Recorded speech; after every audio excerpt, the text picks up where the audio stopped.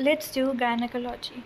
तो सबसे पहले है कॉलमन सिंड्रोम। तो इसमें क्या आता है कि ऑल्फैक्टरी प्लेकॉर्ड से जीएनआरएच वाले जो सेल्स हैं उनकी माइग्रेशन नहीं होती आर्कोइड न्यूक्लियस तक, तो ना जीएनआरएच आएगा और ना ही मतलब स्मेल ऑल्फेक्शन होगी।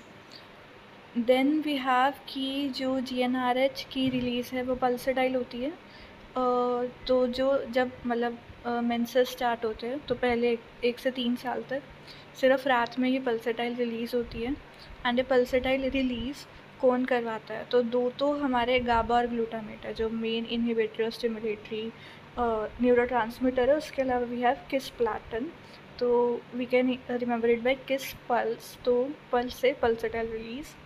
देन वी हैव कि इस रिलीज़ में लेप्टिन का सिर्फ परमिसिव रोल होता है। देन प्यूबर्टी की एज देखनी है, तो जो एवरेज एज है फीमेल्स की इट इज़ 10.5। 8 से कम हो तो प्रिकॉशियस कहते हैं, 13 के बाद हो तो डीलेड कहते हैं। ठीक है, सो नीड टू रिमेंबर 8, 10, 13, 8, 10, 13 और +1 कर देना बॉयज़ के लिए। देन वी हैव कि एडोलेसेंस में जो एबनॉर्मल यूटेराइन ब्लीडिंग होती है, most common causes anovulatory cycle, then coagulation disorder and then thyroid disorder. Then we come to precocious puberty. It can be central or peripheral. Central का मतलब है कि जो GnRH है उसकी रिलीज़ में दिक्कत है, तो मोस्टली इडियोपैथिक होता है। 10% केसेस में it can be any tumour. तो इसकी ट्रीटमेंट में हम GnRH एगोनिस्ट दे सकते हैं और एंटागनिस्ट दे सकते हैं। तो प्रिकॉशियस प्यूबर्टी का मतलब है ज़्यादा रिलीज़ हो रहा है, तो एगोनिस्ट हम कॉन्टीन्यूसली देंगे और एंटागनिस्ट दे सकते हैं। एगोनिस्ट में वी हैव रोजेरेलिन या नेफारेलिन और एंटाग में वी हैव सेट्रोरेलिक्स और इलागोलिक्स। देन पेरिफेरी में हो सकता है कि कोई चीज़ GnRH को सिक्रीट कर रही है, so it can be tumour, और ये हार्मोन और कहाँ से आ सकते हैं? एड्रिनल से, या हाइपोथायराइडिज्म, या फिर मैक्यून एल्ब्राइट सिंड्रोम। तो जो मैक्यून एल्ब्राइट सिंड्रोम है इसमें 3 चीज़ें होती हैं। तो इसमें एक तो प्रिकॉशियस प्यूबर्टी होता है, then we have fibrous dysplasia, then we have कुछ लीजन जिसको बोलते हैं cafe au lait lesions. So this is about puberty. Next menopause में क्या आता है? मेनोपॉज इज सेड जब मेंसेस 12 कॉन्जिक्यूटिव मंथ्स तक ना आए। मेन चीज़ उसमें क्या होती है? ईस्ट्रोजन कम होने लगता है, जिसकी वजह से सारे सिम्टम्स आते हैं। तो ईस्ट्रोजन मोस्ट कॉमन मतलब कोज यही है सारे सिम्टम्स का। नाउ ये कैसे करता है ईस्ट्रोजन? ईस्ट्रोजन जब कम होता है तो ये मीनोपोज कब कहते हैं? जब मेंसेस 12 महीने तक ना आए। मेन जो सिम्टम्स होते हैं that are because of low oestrogen कम होने से ब्रेन में थर्मोस्टेट रीसेट हो जाता है। कैसे? Because there is imbalance between serotonin and norepinephrine. Now तो मेन मतलब यही इसका सिम्टम है, हॉट फ्लैशेस। उसके अलावा क्या हो सकता है? यूरोजेनाइटल सिंड्रोम, या जिसको हम एट्रोफिक वेजिनाइटिस भी बोलते हैं। नाउ फॉलिकल्स हमें देखना है कि मैक्सिमम कब होते हैं। 5th मंथ इंट्रा यूटेराइन पे लाइफ पे मैक्सिमम होते हैं, which are 7 million. Then birth पे 2 मिलियन, देन प्यूबर्टी पे 4 lakh. Now how do you remember it? Follicle F से शुरू होता है, एफ से 5। नाउ 5 फॉलिकल में फिर हम 2, हमें बस याद रखना है कि 5 मंथ्स। अब 5 मंथ्स पे 7 मिलियन है, which was the population of the world. So population of world 7 billion, will remember it 7 million. दोनों में डिफरेंस क्या है? 2 which will remain at birth, इसका डबल इनको मतलब डबल हो जाएगा 4, लेकिन लाख में प्यूबर्टी पे। नाउ हमने देखा हॉट फ्लैशेस होते हैं और वल्वो वेजाइनल एट्रोफी हो सकती है। तो इन दोनों की ट्रीटमेंट क्या करते हैं? अब हो क्यों रहा है? ईस्ट्रोजन कम होने से तो हम हार्मोनल रिप्लेसमेंट थेरेपी देते हैं, तो जिसमें ईस्ट्रोजन और प्रोजेस्टेरोन दोनों देंगे। तो हॉट फ्लैशेस के लिए क्या, अब ईस्ट्रोजन हम कैसे देते हैं? E2 देते हैं, 17 बीटा E2 ट्रांसडर्मली देते हैं। शुरू मतलब स्टेप अप प्रोटोकॉल करते हैं। तो ओरिजिनल इसके डोज कितने होते हैं? 0.05 mg पर डे, लेकिन शुरू में हम 0.025 mg पर डे देते हैं, आधी डोज से शुरू करते हैं। प्रोजेस्टेरॉन कैसे देते हैं? माइक्रोनाइज्ड ओरल प्रोजेस्टेरॉन देते हैं, या तो 12 दिन के लिए 200 mg पर डे देते हैं, नहीं तो डेली 100 mg पर डे देते हैं। और क्या होता है कि अगर हम SERM मतलब यूज़ करते हैं विच इज़ बेंजीडॉक्सिफीन, तो उससे हॉट फ्लैशेस होते हैं, तो साथ में ईस्ट्रोजन हॉट फ्लैशेस का काम करता है, और जो ये बेंजीडॉक्सिफीन है ये एंडोमेट्रियम को प्रोटेक्ट करता है। ठीक है। देन वल्वोवैजाइनल एट्रोफी के लिए हम लोकल HRT देते हैं, एंड इससे यूरिनरी इनकॉन्टिनेंस के अलावा सभी सिम्टम्स ठीक हो जाते हैं। नाउ वी हैव कि जो मीनोपॉज की एज है दैट इज़ 51 ईयर्स। अगर 40 ईयर्स पे हो जाती है तो हम प्री मैच्योर बोलते हैं, 55 के बाद होती है तो डीलेड बोलते हैं। नाउ जो प्री मैच्योर वाला है, इसमें जो इन्वेस्टिगेशन है उसमें हमें दिखेगा कि मतलब FSH की वैल्यू इज़ हाई। जब हम 1 महीने के बाद लेंगे FSH की वैल्यू, वो तब भी हाई होगी, तो इससे हम कंफर्म करते हैं।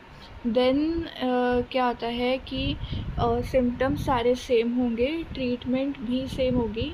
51 ईयर्स तक हम HRT देंगे, और it can be associated with fragile egg syndrome या फिर टर्नर मोज़ाइक सिंड्रोम, या कीमोथेरेपी, रेडियोथेरेपी, ऑटोइम्यून डिसीज़ या इन्फेक्शन। ठीक है। तो इन सबको हमें याद कैसे करना है? सबसे पहले याद करने वाला था फॉलिकल्स का नंबर, देन HRT में doses.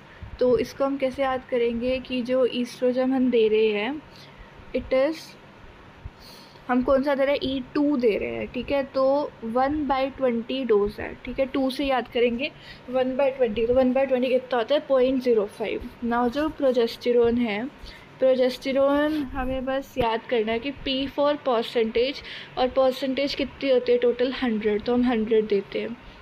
Then we need to remember, बस एजेस तो वही है 40 और 55।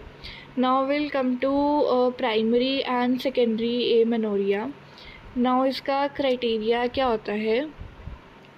तो प्राइमरी एमेनोरिया हम कब कहते हैं? अगर सेकेंडरी सेक्सुअल डेवलपमेंट साइंस है, तो 15 ईयर्स तक अगर मेंसेस नहीं आते तो उसको प्राइमरी एमेनोरिया कहते हैं।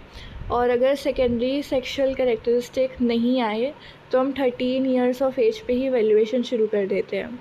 नाउ सेकेंडरी एमेनोरिया कब कहते हैं? जब 3 कॉन्जिक्यूटिव मंथ्स के लिए मेंसेस ना आए, अगर जो पीरियड्स थे वो रेगुलर थे, और अगर इरेगुलर थे तो 6 मंथ्स के लिए। ना जो प्राइमरी एमेनोरिया है, इसके 2 कॉजेस हो सकते हैं, यूट्रस है या यूट्रस नहीं है। अगर यूट्रस है तो 2 चीज़ें हो सकती है कि यूट्रस बना ही नहीं है, मतलब मुलेरियन एजेनेसिस है, जिसका दूसरा नाम है MRKH। ठीक है। इसको हम मार्क हाई से याद कर सकते हैं। नाउ इसमें क्या होता है, ये आगे 2 तरह का होता है, टाइप 1, टाइप 2। टाइप 1 में सिर्फ मुलेरियन एजेनेसिस होता है, टाइप 2 में मुलेरियन एजेनेसिस भी होता है, रीनल एजेनेसिस भी होता है, एंड उसके साथ साथ में स्केलेटल एनोमलीज भी होती है। तो इसके अलावा मुलेरियन एजेनेसिस के अलावा क्या हो सकता है? एंड्रोजन इनसेंसिटिविटी सिंड्रोम हो सकता है, जिसको टेस्टिकुलर फेमिनाइजेशन सिंड्रोम भी होते हैं। तो इसमें क्या होता है, जो एंड्रोजन के रिसेप्टर्स है ये इनसेंसिटिव होते हैं। और एक कंडीशन होती है पार्शियल AIS, जिसमें पार्शियल रिसेप्टर्स इनसेंसिटिव होते हैं। नाउ दूसरी चीज़ हो सकती है कि यूट्रस प्रेजेंट है, तो उसमें देयर कैन बी कि गोनाड्स नहीं बने, जैसे मुलेरियन एजेनेसिस था वैसे गोनाडल डिसजेनेसिस हो सकता है, या फिर जो हमने शुरू में पढ़ा था कैलमैन सिंड्रोम की GnRH नहीं है। उसके अलावा ऑब्स्ट्रक्शन हो सकते हैं, जैसे इम्परफोरेट हाइमन और ट्रांसवर्स वजाइनल सेप्टम, या फिर कॉन्स्टिट्यूशनल डिले है। नाउ जो गोनाडल डिसजेनेसिस है उसमें there can be Turner syndrome, then there can be pure gonadal dysgenesis, then there can be mixed gonadal dysgenesis.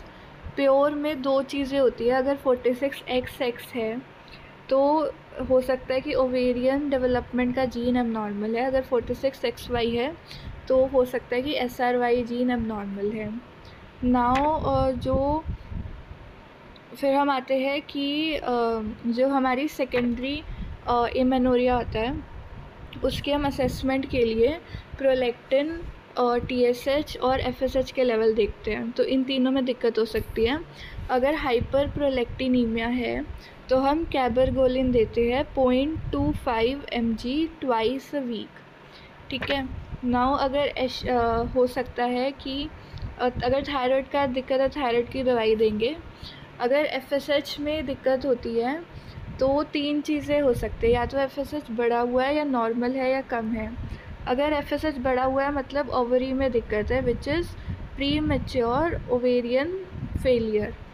और अगर FSH नॉर्मल है तो हम PCT देखेंगे। तो अगर PCT पॉजिटिव आ रहा है progesterone challenge test then it is PCOS। अगर वो नेगेटिव आ रहा है it can be Asherman syndrome. तो उसमें हम क्या करते हैं एडहेसियोलिसिस करके हाई डोज एस्ट्रोजन देंगे 1 साइकिल के लिए और इंट्रा यूटेराइन पीडियाट्रिक फोलिस कैथेटर डाल देंगे। और अगर FSH बहुत कम आया है मतलब कि हायर लेवल में दिक्कत है तो उसके लिए जो दिक्कत है दैट कैन बी एनाटॉमिकल, मतलब there can be tumour trauma infection infection, या फिर इट कैन बी फंक्शनल। तो फंक्शनल में क्या आता है anorexia, mal nutrition, exercise induce and stress induced. तो ये हो गया हमारा प्राइमरी और सेकेंडरी एमेनोरिया।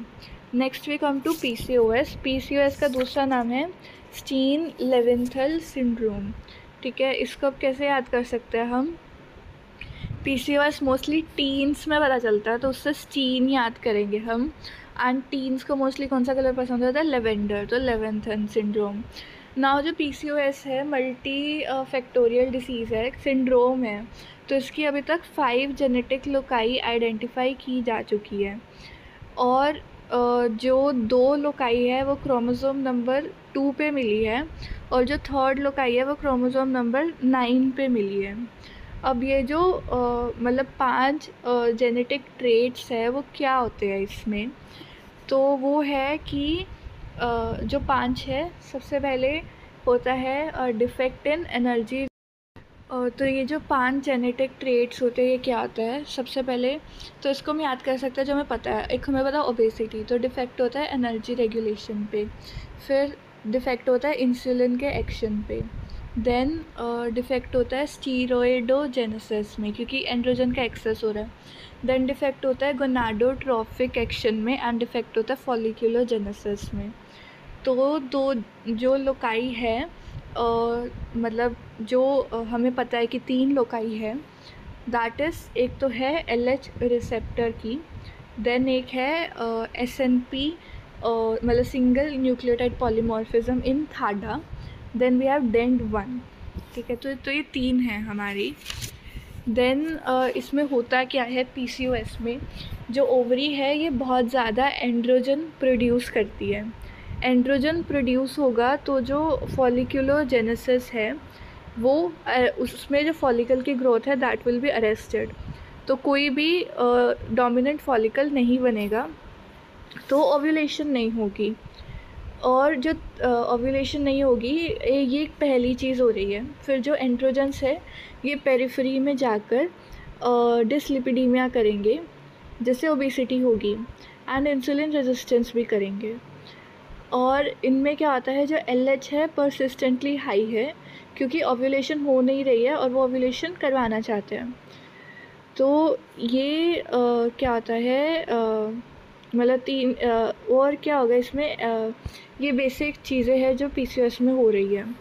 PCOS में हायरान सिंड्रोम मिलता है HAIRAN। HA से है हाई एंड्रोजन, IR से है इंसुलिन रेजिस्टेंस, AN से है एकेंथोसिस नाइग्रिकेंस। नाउ जो इसमें क्या आता है जब हम टेस्टोस्टेरोन चेक करवाएंगे तो ज़्यादा होगा 70 to 150 के बीच में आएगा। एंड PCOS का जो मोस्ट कॉमन डिफरेंशियल डायग्नोसिस है PCOS में क्या हो रहा है एंड्रोजन बढ़ रहा है तो वही सेम चीज़ किस में होती है, कंजेनिटल एड्रेनल हाइपरप्लेसिया। तो इसमें भी सारे सिम्टम सेम होते हैं। तो दो चीज़ें हम मतलब उसके लिए हम करते हैं टू डिफ्रेंशिएट। हम क्या करेंगे, जो स्क्रीनिंग टेस्ट है दैट इज़ 17 हाइड्रोक्सी प्रोजेस्टेरोन के लेवल्स। तो मॉर्निंग सैंपल में क्या होगा कि कंजेनिटल एड्रेनल हाइपरप्लेसिया में 200 नैनोग्राम पर डेसीलीटर से ज़्यादा आएगा। अगर वो ज़्यादा आ रहा है तो हम ACTH स्टिमुलेशन टेस्ट करेंगे और फिर रिपीट करेंगे, तो जो लेवल्स है वो 1500 से भी ज़्यादा आएंगे। Now that was to differentiate from CAH। अब क्या आता है कि PCOS में टेस्टोस्टेरोन के लेवल्स तो बढ़े हुए होते हैं, लेकिन E2 नॉर्मल होता है, ठीक है। लेकिन जो E1 है वो ओबीस लोगों में ज़्यादा होता है। नाउ जो इसकी ट्रीटमेंट होती है दैट इज़ वेट लॉस, अगर उससे काम नहीं हुआ तो OCPs, and we can add spironolactone for hirsutism and metformin for insulin resistance. अभी जो हिर्सुटिज्म है, हिर्सुटिज्म में को क्वांटिफाई करने के लिए एक स्कोर यूज़ करते हैं हम, which is ferryman gallery score, ठीक है, फेरीमैन गैलरी स्कोर। तो हिर्सुटिज्म में क्या होता है, बहुत ज़्यादा बाल होते हैं, तो बहुत ज़्यादा बाल एक जो फेरी पे मैन होता है उस पर हमें दिखता है बहुत ज़्यादा बाल, तो फेरीमैन वहाँ से इतने बाल होते हैं कि हम गैलरी बना सकते हैं, तो ferryman gallery score. Now PCOS का जो diagnostic criteria that is Rotterdam criteria. तो उसमें 3 चीज़ें हैं, उनमें से कोई 2 होगी तो हम PCOS बोलते हैं। पहला क्या है PCOS में हमारा एमेनोरिया या फिर ओलिगोमेनोरिया। नाउ कई मतलब ओव्यूलेशन तो होती नहीं है इनमें, तो ब्लीडिंग कहाँ से हो रही है, ईस्ट्रोजन ब्रेक थ्रू ब्लीडिंग हो रही है, क्योंकि ईस्ट्रोजन इतना ज़्यादा हो रहा है कि एंडोमेट्रियम की लाइनिंग बहुत ज़्यादा बढ़ रही है एंड उसकी वजह से ब्लीडिंग हो रही है थोड़ी सी, कभी कभी मेनोरेजिया भी हो सकता है। नाउ दूसरा क्राइटेरिया इज़ हाइपर एंड्रोजेनिज्म, मतलब एंड्रोजन ज़्यादा होने के फीचर्स, या हाइपर एंड्रोजीनीमिया, मतलब ब्लड में टेस्टोस्टेरोन का लेवल बढ़ना, which can be 70 to 150। Now features क्या होंगे, हिर्सुटिज्म एंड विरिलाइजेशन नहीं दिखता है क्योंकि वो सीवियर इंक्रीज इन एंड्रोजन में दिखता है। तीसरी चीज़ हमारा अल्ट्रासाउंड का क्राइटेरिया। अल्ट्रासाउंड में कहते हैं कि more than equal to 12 follicles and size less than 10 mm, या फिर ओवरी की वॉल्यूम 10 cc से ज़्यादा। तो ये 3 हमारे आते हैं कौन सा, रोटरडैम क्राइटेरिया में। Now we come to phenotype of PCOS। Now जो हमारे 3 रोटरडैम क्राइटेरिया थे, अगर तीनों है तो हम बोलते हैं phenotype A। अगर सिर्फ पहले 2 है, मतलब अल्ट्रासाउंड वाला नहीं है, तो phenotype B। अगर एमेनोरिया या हाइपरमेनोरिया नहीं है और बाकी दोनों है तो C। एंड अगर सिर्फ अल्ट्रासाउंड के फीचर है तो phenotype D। अब PCOS में इनफर्टिलिटी भी होती है, तो उसका ट्रीटमेंट क्या होता है, drug of choice letrozole. Letrozole क्या करता है, एरोमेटेज इनहिबिटर होता है, तो ईस्ट्रोजन कम होगा, नेगेटिव इनहिबिशन कम होगी, FSH ज़्यादा आएगा, तो फॉलिकल्स बनेंगे ना। कब देते हैं हम, अब हमें FSH कब चाहिए, Day 3 पे चाहिए, तो Day 3 से 5 दिन के लिए हम लेट्रोजोल देते हैं 2.5 mg। Then we have clomiphene citrate, जो कि ईस्ट्रोजन के रिसेप्टर को पिट्यूटरी पे ब्लॉक करेगा, तो नेगेटिव फीडबैक कम हो जाएगा, FSH बढ़ जाएगा। और इसको Day 5 to 9 पे देते हैं 50 mg। और ये ovarian hyper sensitivity syndrome, hyper stimulation कर सकता है, तो अगर कोई विजुअल डिस्टर्बेंस आए तो हमें बंद कर देते हैं। तो फर्स्ट लाइन था लेट्रोजोल या clomiphene citrate. Then second line is injection gonadotropin which is more preferred than laparoscopic ovarian drilling. अब जो इंजेक्शन गोनाडोट्रोपिन है उसमें we can give injection HMG which is human menstrual gonadotropin. इसमें LH FSH दोनों होते हैं, लेकिन हमें सिर्फ FSH चाहिए तो आजकल हम रिकम्बिनेंट इंजेक्शन FSH यूज़ करते हैं। And third line is IVF। तो हम IVF में थोड़ा देखते हैं IVF में क्या आता है। सबसे पहले हम OCP देते हैं ताकि जो ओवरी कि अपनी हार्मोन है वो सप्रेस हो जाए। Then we will give injection gonadotropin, और एंड देन ओव्यूलेशन ट्रिगर के लिए हम HCG का इंजेक्शन देते हैं। तो एटलीस्ट एक डोमिनेंट फॉलिकल होना चाहिए which is greater than 18 mm, and then फिर हम उससे IVF आगे करते हैं। Now this is about the treatment of infertility. उसके बाद हम आते हैं, नाउ इंजेक्शन गोनाडोट्रोपिन क्यों दे रहे हैं? For controlled ovarian hyper stimulation. Now next cheese is जो हमारा ओवेरियन हाइपर स्टिमुलेशन सिंड्रोम है, इसमें मेनली होता क्या है, VEGF बढ़ जाता है। तो ये कैसे होता है? क्या होता है कि बहुत ज़्यादा ओव्यूलेशन होगी, मल्टीपल कॉर्पस ल्यूटियम बढ़ेंगे जो VEGF सिक्रीट करेंगे, जिसके कारण थर्ड स्पेस लॉस होगा एंड इट कॉजेज़ हाइपोवोलीमिया। तो इसमें IVF में कोज क्या होता है? HCG। हाईएस्ट रिस्क किसके साथ होता है? गोनाडोट्रोपिन के साथ। तो OHSS की हम क्लासिफिकेशन करते हैं into mild, moderate, severe and critical. तो माइल्ड में क्या होता है? डिस्कम्फर्ट होता है। मॉडरेट में क्या होता है? अल्ट्रासाउंड पे असाइटिस मिलता है। सीवियर में क्या होता है? क्लिनिकल साइंस ऑफ असाइटिस मिलते हैं। क्रिटिकल में एंड ऑर्गन डैमेज होता है। एंड ऑर्गन डैमेज में भी है ARDS, cardiac arrest, acute renal failure and DIC। तो क्या होता है कि अगर इसको हम प्रिवेंट कैसे करते हैं? अगर जब हमने इंजेक्शन गोनाडोट्रोपिन दिया, उसके बाद हम देखेंगे कि अगर 3 या 3 से ज़्यादा फॉलिकल्स जिनका साइज़ 15 mm से ज़्यादा है, तो फिर हम HCG को डिले कर देंगे। लेकिन अगर HCG ऑलरेडी दे दिया है तो फिर हम क्या करेंगे?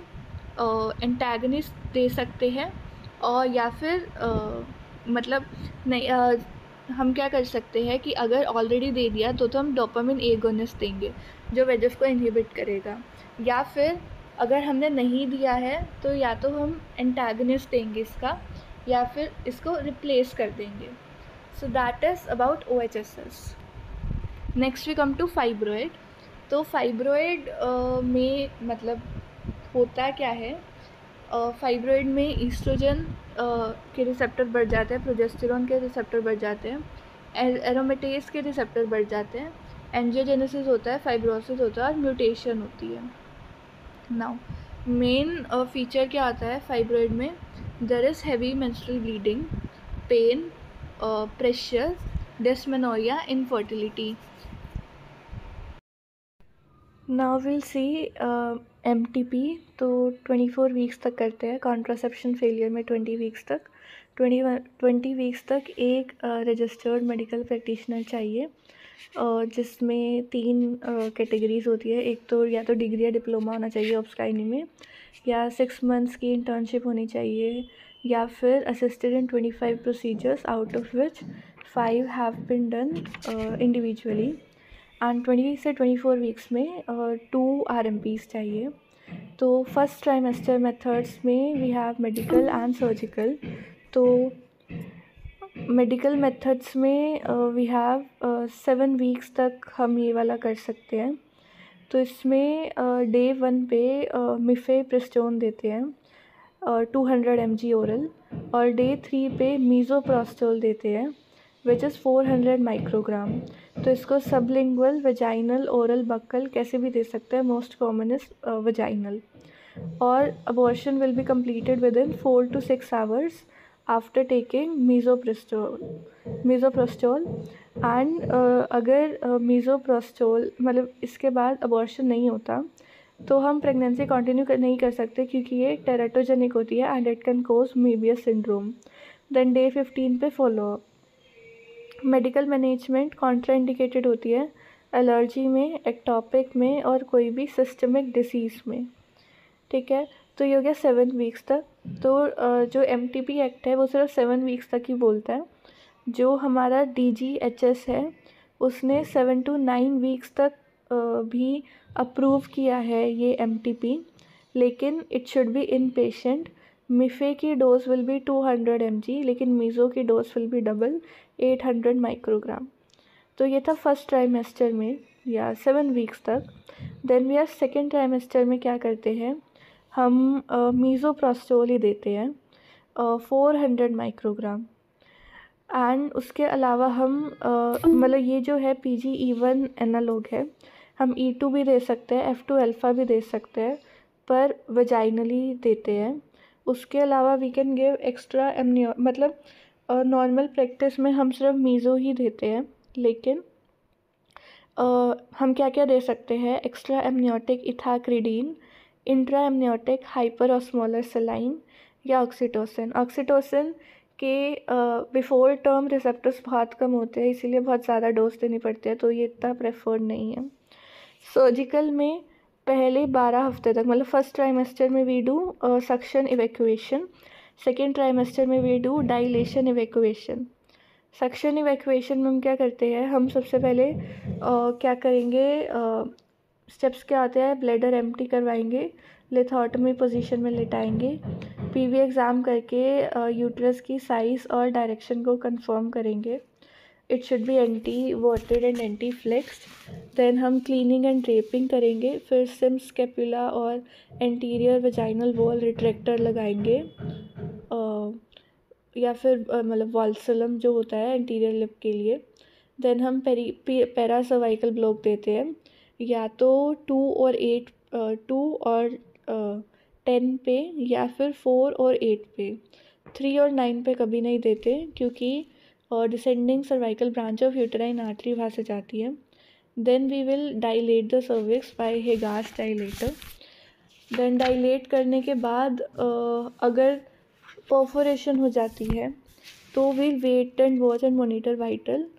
एंड उसके बाद हम अगर मतलब डायलेट कर दिया, then we'll introduce the suction cannula which is the Karman cannula. And ये जो कारमान कैन्यूला होता है दैट इज़ प्लास्टिक का हो सकता है, डिस्पोजेबल होता है। Size of cannula is equal to the POG and pressure generate करेगा 600 mm ऑफ मर्करी। इसका अल्टरनेटिव क्या होता है कि अगर इलेक्ट्रिसिटी नहीं है तो हम मैनुअल जो मतलब एक मैनुअल इंस्ट्रूमेंट है, मैनुअल वैक्यूम एस्पिरेशन एस्पिरेटर को यूज़ कर सकते हैं। तो इसमें 60 ml की कैपेसिटी है, एंड जो प्रेशर ये जनरेट करता है दैट इज़ 660। एंड इसके साथ हम कारमान कैन्यूला को अटैच कर देते हैं। सेकेंड ट्राइमेस्टर में वी हैव, इससे पहले अगर कारमान कैन्यूला से परफोरेशन हो जाती है तो हम प्रोसीजर को स्टॉप करेंगे, इंस्ट्रूमेंट निकालेंगे, एमरजेंसी लेप्रोटमी करेंगे एंड IV फ्लूइड्स देंगे। नाउ क्या होगा कि हमें कब पता चलेगा कि सक्शन इवैक्यूएशन ख़त्म हो गया है, और ब्लीडिंग कम हो जाएगी, कैन्यूला में एयर बबल्स आएंगे एंड ग्रिपिंग सेंसेशन होगी, एंड लास्ट में we'll check by curettage. Now second trimester में we do dilation and evacuation. इसमें क्या है, 1 टाइम प्रोसीजर होता है, इसमें कारमान कैन्यूला या सक्शन मशीन यूज़ नहीं करते, इसमें हम ओवम फोर्सेप को यूज़ करते हैं, एंड आखिरी में क्यूरेटाज करेंगे। बाकी सब कुछ सेम होता है। मेडिकल मैनेजमेंट हमने देख ही लिया है कि मीज़ोप्रोस्टोल देते हैं। Nowadays we use combined method कि हम मीज़ो देंगे पर वजाइनली सर्जरी से 3-4 घंटे पहले, ताकि मतलब जो डाइलेशन है वो ज़्यादा ना करना पड़े, खुद ही हो जाए। नाउ नेक्स्ट क्या है, now will start from fibroid. तो फाइब्रॉइड की जो पैथोजेनेसिस होती है उसमें बेसिकली क्या आता है, म्यूटेशन होती है। एंड म्यूटेशन क्या है, मतलब बहुत सारे चीज़ें हो सकती है। तो ईस्ट्रोजन, प्रोजेस्टेरोन और एरोमेटेज के रिसेप्टर बढ़ जाते हैं, एंजियोजेनेसिस होती है और फाइब्रोसिस होती है। तो 3 सिम्टम्स होते हैं फाइब्रॉइड के, हैवी मेंस्ट्रुअल ब्लीडिंग, पेन और प्रेशर। पेन 3 वजह से हो सकता है, प्रेशर, टॉर्जन या डिजनरेशन। और जो प्रेशर है अगर इंटीरियर फाइब्रॉइड है तो अर्जेंसी होगी, और अगर पोस्टीरियर फाइब्रॉइड है तो रिटेंशन होगी। तो उसके अलावा कुछ सिम्टम्स हो सकते हैं जैसे dysmenorrhoea, infertility, recurrent pregnancy loss, RBC का बढ़ना, और प्रोलैक्टिन भी इंक्रीज़ होता है इनमें। नेक्स्ट फाइब्रॉइड में डिजनरेशन जो होती है वो मतलब नॉर्मली क्या होता है, अंदर से बाहर होती है, लेकिन अगर कैल्शियम की डिजनरेशन हो रही है तो वो आउट टू इन होगी and it will lead to womb stone appearance. जो डिजनरेशन है मोस्ट कॉमन क्या हाइलीन एंड लीस्ट कॉमन है सार्कोमेटस, और प्रेगनेंसी में रेड डिजनरेशन होती है। ट्रीटमेंट क्या होती है, अगर हैवी मेंस्ट्रुअल ब्लीडिंग है विल गिव ओसीपी या ट्रोनिक्सा या मिरेना। अगर उससे ठीक नहीं होता तो जीएनआरएच एगोनिस्ट या एंटागोनिस्ट देंगे। अगर उससे ठीक नहीं होता तो यूटेराइन आर्टरी एम्बोलिज्म कर सकते हैं या फिर एमआरजी हिफू कर सकते हैं। अगर उससे भी नहीं होता तो मायोमेक्टमी या hysterectomy depending on the family. Next जो पॉलिप होते हैं उसमें इंटरमेंस्ट्रुअल ब्लीडिंग होती है। एडिनोमायोसिस में जब हम अल्ट्रासाउंड पे डायग्नोसिस करते हैं तो junctional zone thickness is more than 12 mm। Then we come to endometriosis, तो ईस्ट्रोजन जिस भी कंडीशन में ज़्यादा होगा उसमें होगी। इसकी जो मोस्ट एक्सेप्टेड थ्योरी है that is Samson theory which is retrograde menstruation. इनमें एंडोमेट्रियोसिस में पेन होता है, एडनेक्सल मास होता है और इनफर्टिलिटी होती है। Pain is mostly dysmenorrhoea, then chronic pelvic pain, then dyspareunia. जो मास है अगर वो मतलब ओवरी होती है तो उसको चॉकलेट सिस्ट बोलते हैं। पेन क्यों होता है, क्योंकि एक तो क्रॉनिक इन्फ्लेमेशन है, दूसरा न्यूरो मॉड्यूलेशन होता है। तो जो ईस्ट्रोजन है दैट विल मतलब वो स्टिमुलेट करेगा PGE2 को और अरोमेटेज को, जिसके कारण मतलब ये जो स्टिमुलेशन है वो ज़्यादा होगी। अगर कभी भी कोई सेकेंडरी डिस्मेनोरिया के साथ आता है तो हम ट्रांसवाजाइनल स्कैन करते हैं to rule out other causes.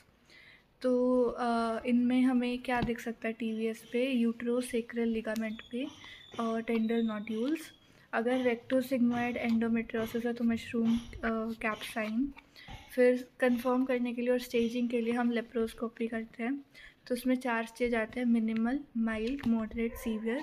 Minimal में आइसोलेटेड सुपरफिशियल मतलब ये एंडोमेट्रियोसिस होता है। माइल्ड में मल्टीपल सुपरफिशियल होता है। मॉडरेट में सुपरफिशियल और डीप होता है। सीवियर में डेंस एडेशंस बन जाते हैं। तो जब हम लेप्रोस्कोपी पे देखते हैं, अगर न्यू लीजन होता है उसको रेड फ्लेम लीजन बोलते हैं। अगर क्रॉनिक होता है तो पाउडर बर्नट एरियाज बोलते हैं। तो हमने क्या बोला, 3 कंप्लेंट्स है, पेन, एडनेक्सल मास और इनफर्टिलिटी। तो पेन के लिए हम एनसेड्स और OCP देते हैं पहले, देन प्रोजेस्टेरोन देते हैं, देन वही GnRH वाला देते हैं। अगर सीवियर पेन है तो GnRH एंटाग या एगनिस्ट के साथ हम नोर एथेड्रोन देते हैं और उसके बाद हम लेप्रोस्कोपी से सर्जरी करते हैं। सर्जरी में एडहेशियोलिसिस कर सकते हैं, लीजन की फुलगरेशन कर सकते हैं, लूना कर सकते हैं, हिस्टेरेक्टमी कर सकते हैं, और अगर ड्रग्स ही चाहिए तो लास्ट रिजोर्ट होता है एरोमेटेज इनहिबिटर। अगर मास 5 सेंटीमीटर से ज़्यादा है तो सिस्टेक्टमी करेंगे। और इनफर्टिलिटी में अगर जो क्लासिफिकेशन माइल्ड तक होती है इसकी, तो हम क्लोमिफेन सिट्रेट देके IUI करेंगे 3 साइकिल तक। अगर इससे नहीं हुआ तो IVF, और अगर मॉडरेट सीवियर है तो भी IVF। Next we come to cervical cancer. तो यूनिवर्सल स्क्रीनिंग होती है रिसोर्स रिच में और रिसोर्स लिमिटेड में, अलग अलग है। रिसोर्स रिच में 21 to 29 years pap smear 3 yearly, 25 to 29 years HPV DNA 5 yearly. उसके बाद को 30 ईयर्स के बाद को टेस्टिंग करते हैं, 65 ईयर्स पे रोक देंगे अगर प्रीवियस डेकेड में सब नॉर्मल था, नहीं तो 10 साल और चलाएंगे। देन जो ACS है वो कहता है 25 ईयर्स से HPV DNA से शुरू करना। रिसोर्स लिमिटेड कंट्रीज़ में we start screening at 30 to 49 years. 2 चीज़ें होती है, screen and treat, screen, triage and treat. Screen and treat में अगर हमें एक ही चीज़ करनी है तो will do HPV DNA and via then paps, तो ये ऑर्डर होता है। ट्रीटमेंट एब्लेशन से हो सकती है, एक्सीजनल हो सकती है। एब्लेशन से वी हैव क्रायो एब्लेशन या हीट से, एक्सीजनल में वी हैव लीप। तो ये करके हम हिस्टोपैथोलॉजी के लिए टिश्यू को भेजते हैं एंड WHO बोलते हैं 50 पे स्टॉप करने को। देन वी हैव जो HPV DNA है उसको 2 टेक्निक से हम कर सकते हैं, कोबास और हाइब्रिड कैप्चर टेक्निक। कोबास से हमें स्ट्रेन भी पता चल जाता है। तो 2 होते हैं, हाई रिस्क और लो रिस्क। हाई रिस्क में 16-18 आता है, लो रिस्क में 6-11 आता है। तो 2 प्रोटीन्स होते हैं, E6 E7। E6 P53 को इनहिबिट करता है, E7 रेटिनोब्लास्टोमा को इनहिबिट करता है। वैक्सीन का नाम है गार्डासिल और सर्वारिक्स IM देते हैं 0.5 ml, प्रेगनेंसी में नहीं देते हैं। और 15 साल से कम 2 डोज होते हैं 0 और 6 मंथ पे। 15 से 26 तक 0 to 6 3 डोज होते हैं। सेज गाइडलाइंस कहती है 21 साल से कम 1 या 2 डोज दो, और 21 से 26 तक 2 डोज दो। और देन वाया और विलाई में क्या होता है, वाया से जो डिस्प्लास्टिक सेल्स है वो वाइट दिखते हैं, विलाई नॉर्मल वालों को स्टेन करती है। तो अब हम क्या कर रहे हैं, हम पैप्समियर कर रहे हैं। पैप्समियर से जो रिपोर्ट आती है उसको हम बेथेस्डा क्लासिफिकेशन से कैसे क्लासीफाई करते हैं, नॉर्मल, इन्फेक्शन में क्लेमाइडिया गोनोरिया नहीं आता। उसके बाद है ASC which is atypical squamous cells, तो उसमें आता है unspecified cells, unspecified significance, and ACHS मतलब high grade. Then high grade lesion cannot be ruled out. Then we have LSIL, low grade squamous intraepithelial lesion. Then we have HSIL. Then we have AGUS, atypical glandular cells of unspecified significance, and cancer. तो अगर normal है तो कुछ नहीं करेंगे, infection है तो उसको ट्रीट करेंगे। एस्कस है और अगर 25 साल से कम है तो 1 साल के बाद रिपीट करेंगे। 25 साल से ज़्यादा है तो HPV DNA करके और बायोप्सी लेंगे। देन अगर LSIL है तो अगर 25 से कम है तो 1 साल बाद रिपीट करेंगे। अगर HSIL है तो कॉल्पोस्कोपी करके क्यूरेटाज करेंगे, और एगस में भी कॉल्पोस्कोपी करके क्यूरेटाज करेंगे और बायोप्सी लेंगे। कॉल्पोस्कोपी, जब हम कॉल्पोस्कोपी करके स्पेसिमेन लेते हैं तो हम उसको हिस्टोपैथ के लिए भेजते हैं। नाउ उसके बेस पे हम उसको CIN 1, 2, 3 में क्लासीफाई करते हैं। 1 पे अगर लोअर 1/3 इन्वॉल्व है तो 1, अगर लोअर 1/3 से 2/3 इन्वॉल्व है तो 2, अगर 2/3 से ज़्यादा इन्वॉल्व है तो 3। अगर 1 आता है तो हर 2 साल में को टेस्टिंग करेंगे, अगर परसिस्ट कर रहा है तो ट्रीट करेंगे, 2 और 3 में ट्रीट करेंगे। ट्रीटमेंट एब्लेशन हो सकते हैं, एक्सीजनल हो सकती है। एब्लेशन में वी हैव क्रायो और थर्मो। तो क्रायो में फ्रीज करते हैं CO2 या NO से, और थर्मो में मेटालिक प्रोब लेते हैं 110 डिग्री सेल्सियस पर 30 सेकेंड के लिए। एक्सीजनल में वी हैव लीप और कोनाइजेशन। नाउ हमने कहा कि या तो ये होगा या फिर कैंसर होगा। तो अगर कैंसर आ जाता है तो पहले हम कैंसर के बारे में देखते हैं। तो कैंसर में क्या होता है, सर्वाइकल कैंसर में पोस्ट कोइटल ब्लीडिंग। तो अगर कोई पोस्ट कोइटल ब्लीडिंग के साथ आता है तो अब सिम्टम है, अगर सिम्टम नहीं होता तो हम स्क्रीनिंग करते हैं। अब सिम्टम है तो हम बायोप्सी लेंगे PS करके, और साथ में पैप्स भी करेंगे। तो पोस्ट कोइटल ब्लीडिंग के और क्या रीजंस हो सकते हैं, सर्विसाइटिस, पॉलिप और एक्ट्रोपियन। तो इसकी अब हम क्या करते हैं, फिगो क्लासिफिकेशन करते हैं जिसमें आता है 1, 2, 3, 4। ठीक है, अभी इसकी क्लासिफिकेशन हम बाद में देखेंगे। तो इसमें हम क्या करते हैं, we can do surgery and chemo and radio. तो सर्जरी जो हिस्टेरेक्टमी होती है 3 तरह की होती है। टाइप 1 जिसमें यूट्रस और सर्विक्स निकालते हैं, टाइप 2 जिसमें अपर 1/3 ऑफ वेजाइना भी निकालते हैं और थोड़ा सा पैरामेट्रियम, और टाइप 3 विच इज़ रेडिकल जिसमें अपर 2/3 ऑफ वेजाइना निकालते हैं और पूरा का पूरा पैरामेट्रियम निकालते हैं। एंड कीमो में वी हैव सिस्प्लैटिन, रेडियो में we have external beam radiotherapy और brachytherapy. Now let's start with obstetrics. तो सबसे पहले है अर्ली प्रेगनेंसी ब्लीडिंग। तो ये हम बोलते हैं अगर 20 वीक से पहले ब्लीडिंग होती है तो अर्ली प्रेगनेंसी ब्लीडिंग बोलेंगे। तो इसके जो कॉज है that is ectopic, abortion, implantation bleeding, molar pregnancy, local causes like cervicitis, vaginitis, ectropion, warts, fibroid and polyp. अभी पहले हम देखते हैं अबॉर्शन। तो 20 वीक से पहले हम अबॉर्शन बोलते हैं, उसके बाद हम स्टिल बर्थ बोलते हैं। तो अबॉर्शन के लिए 2 क्राइटेरिया है अल्ट्रासाउंड पे। पहला कि जो मीन सैक डायमीटर है दैट इज़ 25 mm या उससे ज़्यादा, लेकिन अंदर कोई यॉक सैक या ओवम एम्ब्रियो नहीं है, इसको बोलते हैं ब्लाइटेड ओवम। नाउ दूसरा criteria is crown rump length is more than equal to 7 mm, लेकिन कोई फीटल हार्ट बीट नहीं है, तो उसको हम बोलते हैं missed abortion. Most common cause क्या होता है अबॉर्शन का, monosomy X. Now recurrent pregnancy loss पे आते हैं हम। तो जो रिकरेंट प्रेगनेंसी लॉस है कब बोलेंगे, अगर 20 वीक से पहले 3 या 3 से ज़्यादा अबॉर्शंस होते हैं, उसको रिकरेंट प्रेगनेंसी लॉस बोलते हैं। इसके कॉजेज़ कैन बी एंडोक्राइनल, जैसे थायराइड रिलेटेड हो सकता है, और एप्ला सिंड्रोम हो सकता है। Then there is second trimester abortion का जो कोर्स होता है, दैट इज़ सर्वाइकल इनकॉम्पिटेंस। तो इस ये हमें कैसे पता चलता है, 2 क्राइटेरिया होते हैं, cervical length less than 25 mm and internal ओस का डायमीटर मोर देन 2 सेंटीमीटर। और हम रिलेशनशिप देखते हैं बिटवीन इंटरनल ओस एंड सर्वाइकल कैनाल। अगर टी है तो कॉम्पिटेंट है और यू है तो इनकॉम्पिटेंट है। तो इसकी डायग्नोसिस के लिए हम इसमें क्या है, 8th नंबर का हेगार डायलेटर पास कर सकते हैं without any resistance, and 16 number का फॉलिस कैथेटर डाल सकते हैं विद 1 ml वाटर। देन अगर प्रेग्नेंट है और हमें सर्वाइकल इनकॉम्पिटेंस डायग्नोस होती है, हम सर्कलाज करते हैं, जिसको हम याद करते हैं शीरोड टू मैकडोनल्ड विद वॉर्म्स। तो शिरोडकर सर्जरी, मैकडोनल्ड सर्जरी और वॉर्म स्टिच होता है। नाउ मैकडोनल्ड मोस्ट कॉमन होता है, इसमें हम पर्स स्ट्रिंग सूचर डालते हैं जिसको 37th वीक पे रिमूव कर देते हैं। वर्म तब करते हैं जब फुल्ली डायलेटेड हो, एंड शिरोडकार में मर्सलिन टेप यूज़ करते हैं।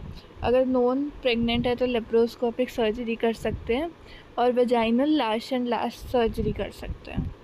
नाउ कमिंग टू MTP, तो वो 20 वीक्स तक कर सकते हैं। कॉन्ट्रासेप्शन फेलियर में 20 वीक्स कर सकते हैं, और 20 वीक्स तक सिर्फ 1 RMP चाहिए, उसके बाद 2 RMP चाहिए। पहले हम देखते हैं मेडिकल मैनेजमेंट। तो मेडिकल मैनेजमेंट पहले मतलब अगर हम फर्स्ट ट्राइमेस्टर में देखें तो 7 वीक्स तक कर सकते हैं। 7 वीक्स का मतलब ऑलमोस्ट 2 महीने। तो डे 1 पे मिफेप्रिस्टोन देंगे 200 mg, डे 3 पे माइज़ोप्रोस्टोल देंगे 400 माइक्रोग्राम। तो ये माइज़ो देने के 4 से 6 घंटे के बाद एक्सपल्शन हो जाता है, और माइज़ोप्रोस्टोल की वजह से, मतलब माइज़ोप्रोस्टोल के बाद यू कांट कंसीव, क्योंकि ये मीबियस सिंड्रोम करवा देता है बेबी में। डे 15 पे फॉलोअप के लिए बुलाते हैं। कॉन्ट्राइंडिकेशन इज एक्टोपिक, एलर्जी या कोई सिस्टमिक डिसीज़। जो DGHS है वो 7 to 9 वीक्स तक अप्रूव करता है MMA, लेकिन इन पेशेंट, और माइज़ो की dose 800। Now coming to second trimester. Second trimester में हम सिर्फ माइज़ो देते हैं 400 माइक्रोग्राम विच इज़ PGE1। उसके अलावा PGE2, PGF2 अल्फ़ा भी दे सकते हैं पर vaginally, and we can also give extra amniotic ethacridine, intra amniotic hyperosmolar saline and oxytocin. Now coming to surgical. तो फर्स्ट ट्राइमेस्टर में we do suction and evacuation. तो सबसे पहले हम पैरासर्वाइकल ब्लॉक लगाते हैं। देन वी गिव मतलब use Karman cannula, जो मतलब 600 mm ऑफ मर्करी का प्रेशर जनरेट करता है। ऑल्टरनेटिव है मैनुअल वैक्यूम एस्पिरेटर, जिसकी capacity 60 ml and it generates 660 mm of mercury. Now second trimester में we do dilation and evacuation. इसमें हम कारमान कैन्यूला की जगह ओवम फॉर्सेप यूज़ करते हैं। Now next we come to molar pregnancy. Risk factor क्या आता है मोलार प्रेगनेंसी का? Extremes of ages, less vitamin A, history of molar pregnancy, abortion या इनफर्टिलिटी। तो मोलार प्रेगनेंसी एक मतलब सब ग्रुप है जेस्टेशनल ट्रोफोब्लास्टिक डिसीज़ का, विच कैन बी बिनाइन या नियोप्लाजिया। बिनाइन में हमारा कंप्लीट मोल और पार्शियल मोल आता है, एंड नियोप्लाजिया में भी have invasive mole, choriocarcinoma, PSTT and ETT। Now जो हमारा कंप्लीट मोल है इसमें क्या होगा? डिप्लॉयड होता है, पैटर्नल होता है, मोनोस्पर्मिक होता है, मतलब ओवम का कोई खुद का जेनेटिक मटेरियल नहीं होता, सारा स्पर्म का होता है। तो मोस्टली इट इज़ लाइक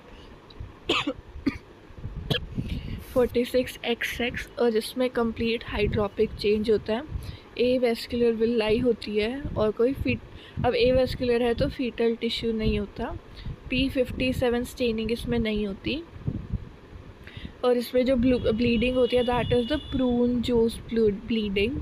और इसमें अल्ट्रासाउंड पे हमें स्नोस्ट्रोम या हनीकॉम्ब अपीयरेंस दिखती है और हमें थीका ल्यूटीन सिस्ट भी मिल सकती है and hyper emesis thyroid storm, pulmonary embolism, pre eclampsia early हो सकता है और HCG बहुत ज़्यादा होता है। ट्रीटमेंट क्या होती है, सक्शन इवैक्यूएशन और ऑक्सीटोसिन देते हैं और हम वीकली HCG लेंगे टिल मतलब जो 3 कॉन्जिक्यूटिव फाइंडिंग्स है नॉर्मल आए।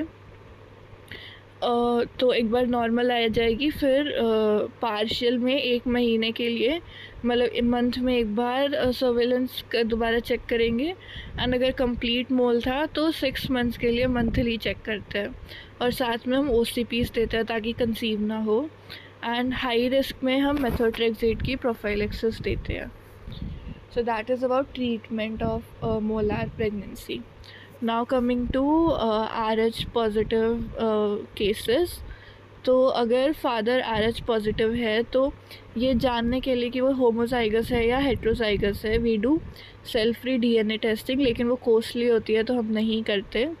प्रोटोकॉल क्या आता है, हम अगर मतलब मदर RH नेगेटिव है तो हम बेबी को बाय डिफ़ॉल्ट RH पॉजिटिव मानेंगे एंड पहले हम चेक करेंगे मतलब फर्स्ट विज़िट पे ICT। तो अगर ICT नेगेटिव है तो हम कुछ नहीं करेंगे, हम 28 वीक्स पे दोबारा चेक करेंगे एंड अगर ICT हम नेगेटिव है तो हम NTD दे देंगे, अगर पॉजिटिव है तो नहीं देते। तो एक बार हम 28 वीक पे देते हैं, फिर हम डिलीवरी पे देते हैं, फिर हम देते हैं अगर कोई फीटो मैटरनल हेमरेज होता है तो। और कितना देते हैं, 1500 इंटरनेशनल यूनिट्स देते हैं जो कि 30 ml फीटल ब्लड को मतलब न्यूट्रलाइज कर सकता है एंड जिसमें 15 ml फीटल RBC हो। अगर 30 ml से ज़्यादा लॉस होता है तो हम KB टेस्ट से अमाउंट देखते हैं। अब अगर ICT पॉजिटिव है तो हम अगला क्या देखेंगे कि टाइटर कितना है। तो अगर 1:16 से ज़्यादा है तो और अगर कोई अनीमिया नहीं है फिर हम देखेंगे कि 1:16 से ज़्यादा है और अनीमिया नहीं है तो हर 2 हफ्ते में चेक करेंगे 37 वीक तक।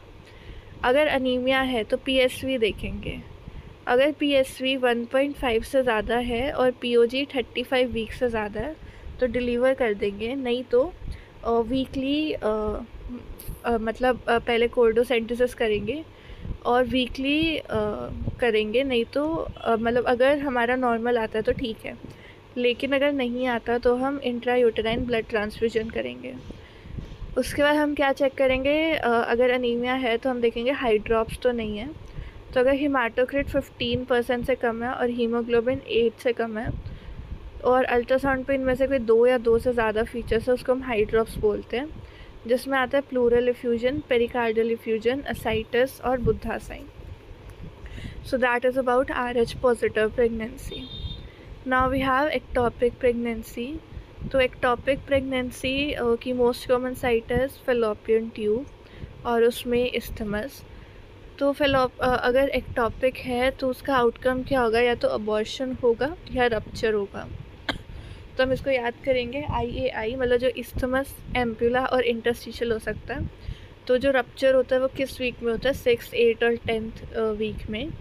हेट्रोट्रॉपिक होती है कि एक इंट्रायूटेराइन है एक एक्टोपिक है, तो उसमें एंगुलर आती है और कॉर्नुअल आती है। देन एक्टोपिक प्रेगनेंसी में we have 3 signs, abdominal pain, bleeding and amenorrhoea.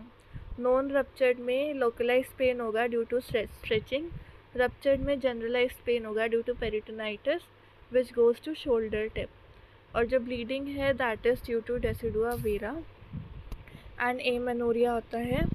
Then we have tenderness, guarding या रिजिडिटी, टेकिकार्डिया, हाइपोटेंशन अगर रप्चर्ड हो गया है।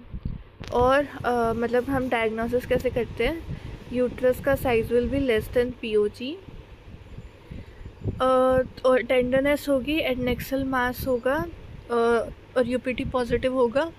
हम ट्रांसवेजाइनल स्कैन करेंगे, सीरियल HCG की 3 चीज़ें हो सकती है, या तो 2000 से ज़्यादा है या फिर 2000 से कम है और स्लोली राइज कर रहा है, एंड UPT पे फेंटली पॉजिटिव लाइन होती है। तो TVS पे क्या दिखेगा, एक्स्ट्रा यूटेराइन सैक दिखेगा या फिर कॉम्प्लेक्स एडनेक्सल मास दिखेगा, जिसको हम ट्यूबल रिंग साइन बोलते हैं, और डॉपलर पे रिंग ऑफ फायर साइन दिखेगा, लेकिन वो कॉर्पस ल्यूटियम में भी दिखता है।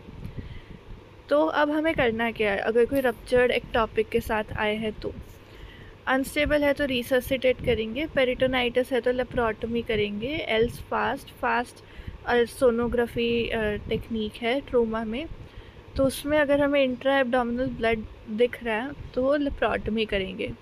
अगर अल्ट्रासाउंड नहीं है तो कल्डोसेंटेसिस करेंगे।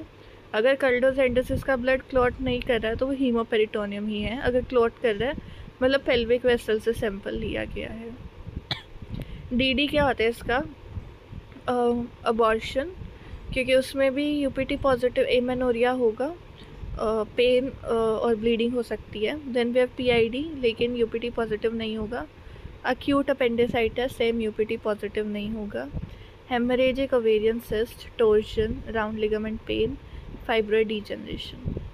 मेडिकल मैनेजमेंट हम स्टेबल में करते हैं और अनरप्चर्ड में करते हैं। HCG 5000 से कम होना चाहिए, कार्डियक एक्टिविटी नहीं होनी चाहिए, और सैक साइज 4 सेंटीमीटर से कम होना चाहिए। तो 1 mg पर kg का डोज होता है IM मेथोट्रेक्सेट का। सिंगल डोज देते हैं, मतलब पहले डे 4 पे देंगे, देन फिर डे 7 पे HCG, पहले डे 1 पे मेथोट्रेक्सेट दिया, फिर डे 4 पे HCG कैलकुलेट करेंगे, डे 7 पे फिर से रिपीट करेंगे। 15% से कम होना चाहिए, अगर नहीं होगा तो ये डे 7 नया डे 1 बनेगा। तो ऐसे हम 3 बार ही कर सकते हैं। अगर इससे भी नहीं होता तो हम सर्जिकल मैनेजमेंट करते हैं, जिसमें हम लेप्रोस्कोपी कर सकते हैं, और उस लेप्रोस्कोपी से सेल्पिन जो स्टोमी करते हैं विदाउट एनी सूचर। सेल्पिंजेक्टमी कब करेंगे, अगर रप्चर हो गया है, IVF है, कंप्लीट फैमिली साइज, एंड अगर साइज 5 सेंटीमीटर से ज़्यादा है, या तो मेंटेन हीमोस्टेसिस। तो ये एक हमारा मेडिकल मैनेजमेंट हो गया, एक सर्जिकल मैनेजमेंट हो गया, एक होता है एक्सपेक्टेड मैनेजमेंट। वो हम 3 कंडीशंस में करेंगे, तीनों होनी चाहिए। No visible sac, HCG less than 200 and keeps on falling, and stable patient. अगर एब्डोमिनल एक्टोपिक है तो हम सिर्फ फीटस निकालते हैं, प्लेसेंटा को नहीं निकालते, क्योंकि वो किसी वाइटल ऑर्गन से चिपका हुआ सकता है एंड उसकी ऑटोलिटिक डाइजेशन हो जाएगी। हेटेरोट्रॉपिक में कोई मेडिकल मैनेजमेंट नहीं करते हैं, सीधा सर्जिकल करते हैं। Now amniotic fluid. Amniotic fluid की पहले हम बेसिक चीज़ें देखते हैं। pH होता है 7.1 से 7.3, एंड नाइट्रोजीन पेपर टेस्ट करते हैं। मैक्सिमम होता है 34 वीक्स पे 1 लीटर, फिर डिक्रीज़ होने लगता है 12 वीक्स तक, मतलब पहले ट्राइमेस्टर में it is ultra filtrate of maternal plasma, फिर 20 वीक्स तक it is transudate across the skin, उसके बाद it is urine replaced every day. Causes हम कैसे करेंगे, पॉलीयूरिया का कॉज होता है कि स्वेलोइंग कम हो रही है और एक्सक्रीशन ज़्यादा हो रही है, एंड ओलिगोरिया का कॉज होगा कि एक्सक्रीशन कम हो रही है। नाउ डायग्नोसिस के लिए एक तो हम AFI करते हैं, एमनियोटिक फ्लूइड इंडेक्स, की 4 क्वाड्रेंट में डिवाइड करके सभी वर्टिकल मेजरमेंट्स को मेजर करेंगे। It is 5 to 24 centimetre normal. Then we have STP, single deep pocket, it is 2 to 8 centimeter. Now दो मतलब पोली एमनियोस, मतलब जो हमारा पोलीहाइड्रेमनियोस है और ओलिगोहाइड्रेमनियोस है, दोनों का मोस्ट कॉमन कोज क्या है, माइल्ड का idiopathic, and moderate to severe का ग्रॉस कंजेनिटल अनोमलीज। पोली में we have to rule out diabetes and anaemia, और लाइगो में we have to rule out rupture of membranes and uteroplacental insufficiency. Mild is asymptomatic. Complications होती है, जैसे पोली में preterm labour हो सकता है, प्रोम हो सकता है, अनस्टेबल लाई हो सकती है, और जो हमारा ओलाइगो है उसमें जो मोस्ट कॉमन है दैट इज़ पोर्टर्स फेसिस, मतलब पोर्टर्स सीक्वेंस होता है पूरा, ओलाइगो की वजह से पल्मोनरी हाइपोप्लेसिया होता है और एक पोर्टर्स फेसिस हो जाती है। पॉलीहाइड्रेमनियोस में we do amnio reduction, slowly करते हैं, ओवर 20 मिनट्स 1 लीटर निकालते हैं, मैक्सिमम 2 से 2.5 लीटर निकाल सकते हैं।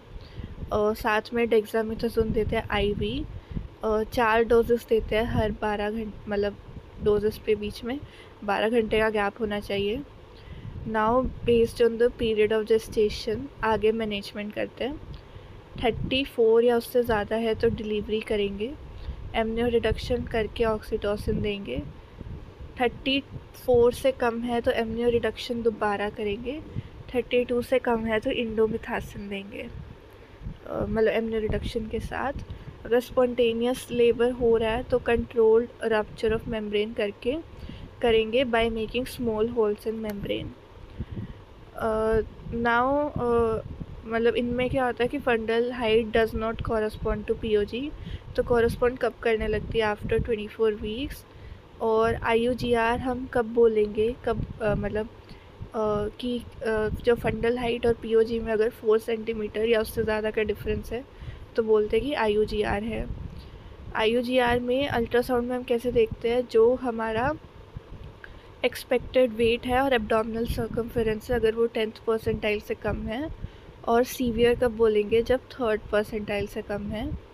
इट कैन बी सिमेट्रिकल या एसिमेट्रिकल। सिमेट्रिकल का मतलब है कि फीटल कॉज हो सकता है, एसिमेट्रिकल का मतलब है मैटरनल कॉज हो सकता है। उसके अलावा there can be placental causes also. Now maternal causes में आता है हमारा जेनेटिक। मैटरनल इस मेनली अगर सिमेट्रिकल हो तो जेनेटिक, कोई डिसऑर्डर जैसे SLE, anaemia, hypertension, heart disease, then teratogen, smoking, high altitude, low BMI, poor weight gain. Then fetal में आता है हमारा chromosomal anomalies, infection, GCA, multi fetal pregnancy. Placental में आता है UPI, ischaemic placenta and abnormal placenta जैसे circumvallate या वेलामेंटस। Investigation हम करेंगे अल्ट्रासाउंड, जेनेटिक स्टडी, एप्ला एंटीबॉडीज़ करेंगे अगर कोई एसोसिएटेड हिस्ट्री है तो, एंड फीटल इन्फेक्शन टेस्ट करते हैं अगर अर्ली IUGR है। और जेनेटिक स्टडी भी तब करते हैं अगर अर्ली IUGR है, अर्ली मतलब 24 हफ्ते से ज़्यादा और है, लेकिन अल्ट्रासाउंड सभी में करते हैं। प्रेगनेंसी मैनेजमेंट कैसे करेंगे? We have to keep check on fetal growth and amniotic fluid by serial UST। अगर 3rd to 5th परसेंटाइल है तो हर 2 हफ्ते में करते हैं ultrasound. 5th to 10th percentile है तो हर महीने अल्ट्रासाउंड करते हैं। Then we do NST and BPP अगर सेम है कि 2 हफ्ते मतलब ट्वाइस अ वीक करते हैं अगर 3 to 5th परसेंटाइल है। और अगर मतलब 5th परसेंटाइल से ज़्यादा है और डॉपलर नॉर्मल आ रहा है, we say it they are constitutionally small babies, तो उसमें कोई ज़रूरत नहीं है दोबारा करने की। देन अभी तक हमने क्या देखा, अल्ट्रासाउंड से ग्रोथ और एमनियोटिक फ्लूइड, देन NST और BPP, then we also do umbilical artery और डॉपलर। अम्बिलिकल आर्टरी मतलब उसमें पॉसिबल एबनॉर्मैलिटी क्या देख सकते हैं, ST रेशियो ज़्यादा, एब्सेंट एंड डायस्टोलिक फ्लो या reversal of end diastolic flow. तो अगर अब नॉर्मल होता है तो वीकली करते हैं, अगर सब नॉर्मल होता है we do it every 2 weekly. Then we give steroid up to 36 weeks, dexamethasone. Termination of pregnancy कब करेंगे? अगर IUGR है और 32 वीक्स से ज़्यादा POG है या 32 वीक्स है तो इमीडिएट टर्मिनेशन ऑफ प्रेगनेंसी करते हैं। अगर 32 से कम है तो डेली मॉनिटरिंग करेंगे, स्टीरॉयड देंगे और मैग्नीशियम सल्फेट देंगे, and preferred mode is C section. ये तब करेंगे अगर reversal of end diastolic flow है। लेकिन अगर मतलब एब्सेंट एंड डायस्टोलिक फ्लो है तो सेम 34 वीक्स, मतलब जो 32 वीक्स पे हमने देखा वो 34 वीक्स पे करेंगे। और अगर ST रेशियो बढ़ा हुआ है तो ये 37 वीक्स हो जाएगा। ठीक है, तो हमें ऐसे याद रखना है 32, 34, 37 वीक्स। लेकिन अगर ये कोई भी अब नॉर्मालिटी नहीं है तो 39 to 40 वीक्स, ठीक है, 32, 34, 37 एंड देन वी हैव 40, ठीक है. So this was about IUGR. Now we will see APH, antepartum hemorrhage, that is beyond 28 weeks. तो इसके causes में जो most common है that is abruption, then placenta previa, then uterine rupture and vasa previa. Now, placenta previa is painless, causeless bleeding. There can be history of any sexual intercourse. Abruption is painful bleeding with any preceding event जैसे preeclampsia.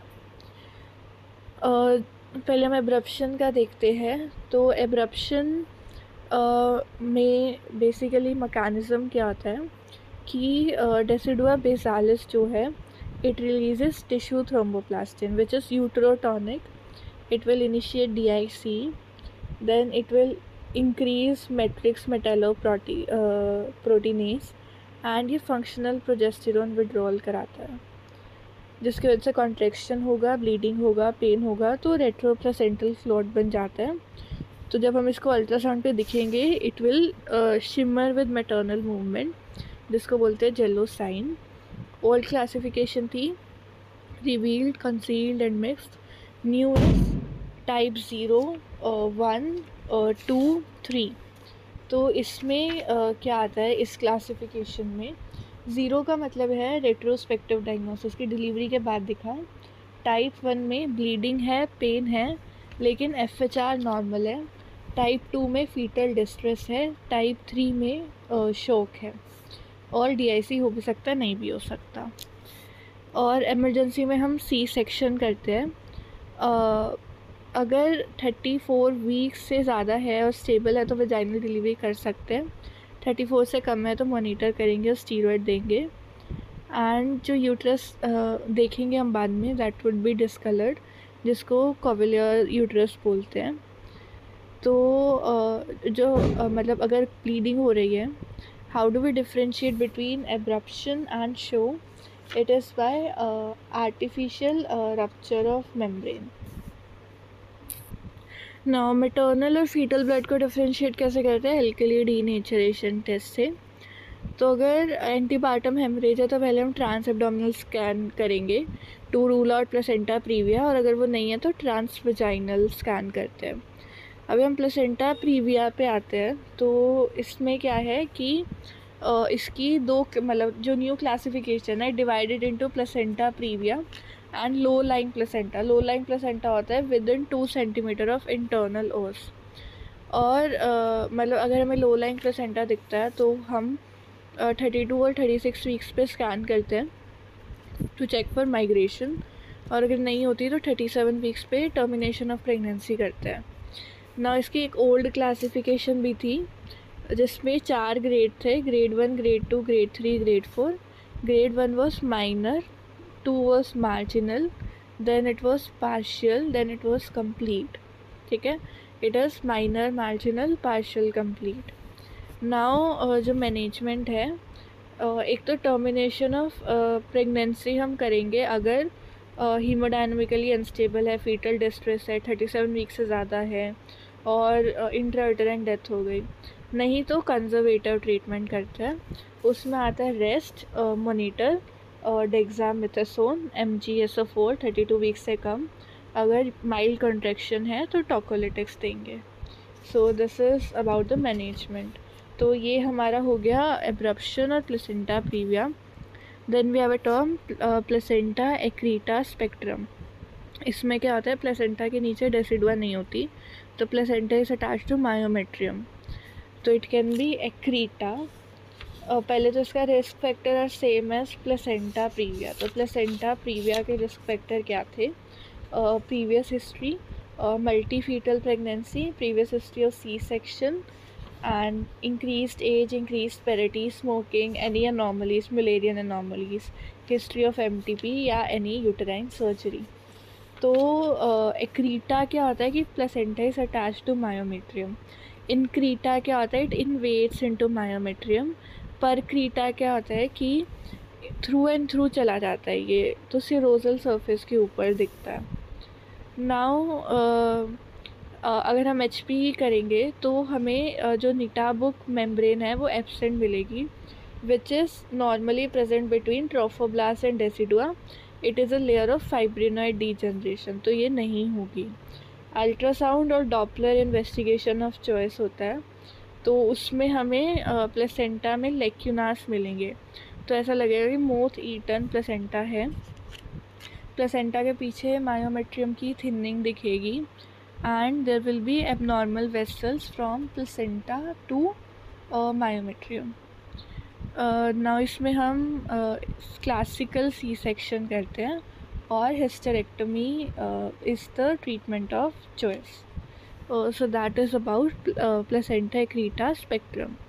Next we have Eppler syndrome. तो Eppler syndrome is basically antibody mediated, तो इससे recurrent pregnancy loss होता है। इसको diagnose करने के लिए सिडनी क्राइटेरिया आता है, जिसमें वी हैव कि एटलीस्ट 1 क्लिनिकल क्राइटेरिया और 1 लेबोरेटरी क्राइटेरिया होना चाहिए। क्लिनिकल क्राइटेरिया में एक तो है कि थ्रोम्बोसिस, दूसरा है 10 वीक से कम more than 3 consecutive pregnancy loss, दूसरा है 10 वीक से ज़्यादा एक प्रेगनेंसी लॉस भी हुआ लेकिन मॉर्फोलॉजिकली नॉर्मल फीटस था, और preterm labour which is either due to severe preeclampsia या UPI। नाउ लैब में we have 3 antibodies LAC, ACA, GP1, ठीक है। We can remember it by LACA group, ठीक है, लाका ग्रुप। तो और अगर रिस्क फैक्टर है तो हम लो मॉलिक्यूलर वेट हेपरिन और एस्पिरिन का लो डोज देते हैं, ये इसकी ट्रीटमेंट होती है, ठीक है, लो मॉलिक्यूलर वेट हेपरिन और aspirin. Now we come to peripartum cardiomyopathy. तो टाइम क्या आता है, डिलीवरी मतलब 36 वीक ऑफ जेस्टेशन के बाद या मतलब डिलीवरी के 5 महीने तक अगर कार्डियोमायोपैथी होती है and it can develop heart failure. Risk क्या आता है, मल्टी फीटल प्रेगनेंसी और प्री एक्लेम्सिया। हार्मोन जो होती है that is prolactin. Ejection fraction is less than 55। We treat it like heart failure and add bromocriptine. Next we come to instrumental delivery.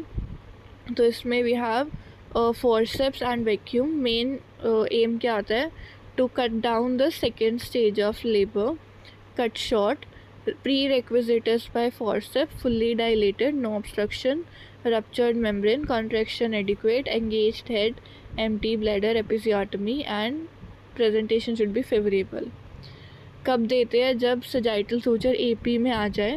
3 तरह की forcep होती है, mid cavitary, then low forcep and outlet forceps.